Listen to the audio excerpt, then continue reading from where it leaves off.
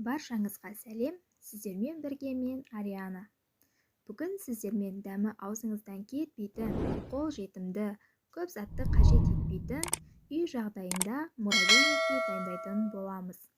Бұл рецепт ең сәтті рецепттердің бірі. Қажетті заттардың тізімін төменгі описание бөлімінде қалдырып кететін боламын. Видеомды соңына дейін қарап, арнама тіркеліп, лайк басып, комментарий қалдырып кетіңіз. Ең алдымен сары майымызды ерітіп, ыдысымызға құйып аламыз.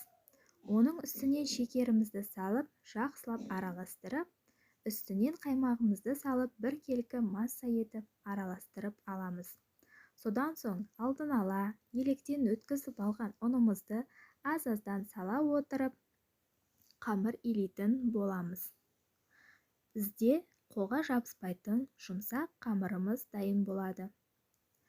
Дайын болған қамырымызды теңдей 2 бөлікке бөліп, өзімізге ыңғайлы пакетте салып, 1 сағатқа мұздатқышқа салып қоямыз.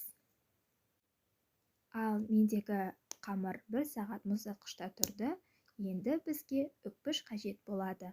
Формамызға пергамент қағазымызды төсеп, видеода көрсетілгендей қамырымызды бір бөлігін үккіштің үлкен бөлігінен өткізіп, жайып төсеп аламыз да, формамызды қызып тұрған пешімізде 180 градуста 15-20 минутқа қызарғанша пісіріп аламыз. Дәл осылай екінші тестамызды да қайталап жасайтын боламыз.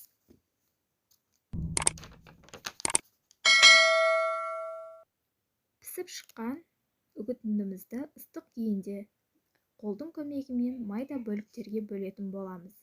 Бізде видеодағыдай үгітінді пайда болады.